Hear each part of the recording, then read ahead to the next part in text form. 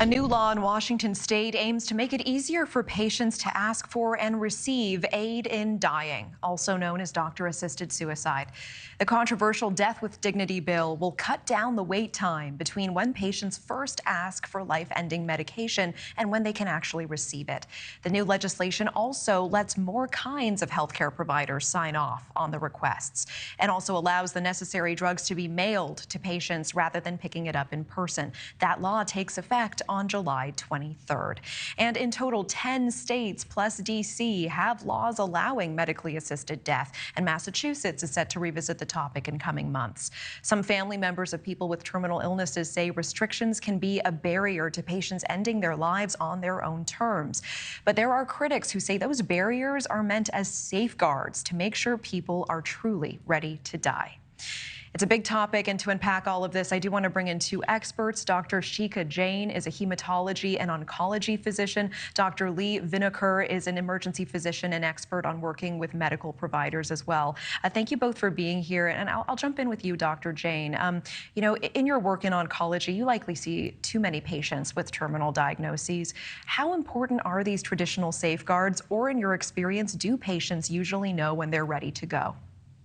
It's a great question. And I think that it's really important to remember that a lot of times patients are suffering, they're in pain, they're nauseated, they're miserable. And there comes a point where they are suffering, and their suffering is so much that they do deserve the right to be able to make that decision about how they would like to spend their final days. So I think these types of topics are really important to discuss. And I think these types of opportunities for patients, their family members, their caregivers to make that decision and allow them to die with dignity and live their last few days how they choose, I think is incredibly important. And while safeguards are necessary, we need to make sure the safeguards aren't preventing patients from allowing to be living their lives the way they see best and the way they can manage their symptoms and the end of their life. Yeah, certainly. How important is it, Dr. Jain, if we stay with you for just one moment, to make sure that these patients have access to adequate pain medication and management in these final days, that this isn't simply a reaction to just not being able to handle that level of distress?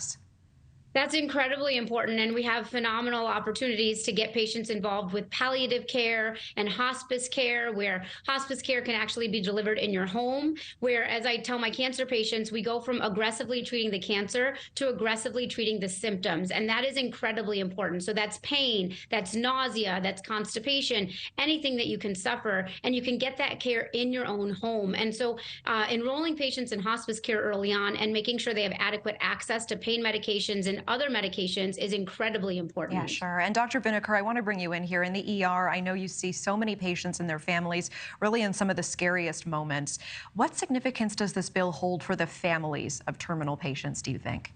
Yeah, I think it's important. Dr. Jain is right. As an oncologist, she sees a lot of those patients, but it's very sad in the ER. Oftentimes I'll see patients whose family bring them in at the very end because they panic too, when it's not the patient's wishes. So it's critically important to have advanced directives ahead of time, talk to your oncologist like Dr. Jain, make sure everything's written out, and to prevent those barriers, because people come in and they're in anguish. They wanted to be dying at home and their families bring them in. So laws like this are critical. And the fact that it was voted in years ago in Washington state tells you how important it is for people to have control at the end of their life. I appreciate these perspectives. And we do have another health news issue to get to. Scientists warning that a dog flu virus is adapting in the direction of being able to infect people one day. So this virus actually descended from a type of bird flu, which on its own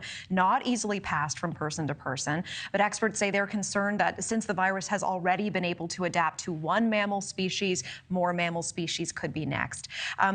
So, Dr. Jain, we'll start with you on this one. Most people I know not necessarily coming face to face with birds every day, but so many dog people out there. Is this concerning? Any reason to worry? So I want to emphasize right now, there is no evidence that you can transmit the dog flu from an animal to a human. That's incredibly important. So there's no need to panic. We know the natural evolution of viruses is they mutate. We've seen that over the last few years as we continue to navigate this pandemic with COVID-19. So we do know viruses can mutate. Right now, there has been no transmission from dogs to humans. Whether that changes in the future, we will have to see. It hasn't happened in the past. I do think the fact that we're doing research now will give us better tools if that does ever happen down the line. Hopefully we'll be able to provide vaccines and treatments and things along those lines. But right now there's no evidence that that is happening or that it will happen in the future. So I don't want people to panic and think they should stop having dogs as pets. Okay, I do appreciate that. Dr. Vineker, anything we can do to keep out ahead of this? Well, yeah, first of all, I agree with Dr. Jane. At this point, we're not seeing it, but there is that question. Could it be the intermediary? You were absolutely right, Natasha. Once it's shifted to mammalian hosts, that makes it easier potentially. But with your dog, it's any kind of prevention. So wash your hands. If your dog's coughing and its eyes are running and runny nose, go see your vet, wash your hands before you might eat or do something. And then preventative measures. There is a flu vaccine for your dog. So talk to your vet about getting your dog vaccinated. No, I appreciate that. There's one more topic we have to talk about. If you are like me, you love French fries. French fries, a basic part of my personality. It makes me so happy, but there is some research coming out of China recently. It found the frequent consumption of fried foods, and they single out especially fried potatoes in this. Apparently linked with a 12% higher risk of anxiety, a 7% higher risk of depression than in people who don't eat fried foods. Panel, Dr. Vineker, first of all, can you just tell me this is not true? Can you just say that this is fake news? Well, fake no, science? and it's funny. It's like a catch-22 and the chicken and the egg, because sometimes people are depressed and they crave foods that are refined carbohydrates or sugary foods. And that's what emotional eating is too. But what's interesting and is that our GI tract has more serotonin receptors than our brain. It makes up about 90% of that serotonin. And the serotonin rush you get from eating the food is very short term. And if you eat a lot of junk food and processed foods, you actually can change your microbiome. So I think that's what this study is getting at. It's like unhealthy eating can change your microbiome, and that can affect your mood too. So, you know, in moderation, French fries here and there. But what does moderation look like if we really talk about it for a moment? I eat fries when I'm happy. I eat them when I'm sad. I eat them when I'm indifferent.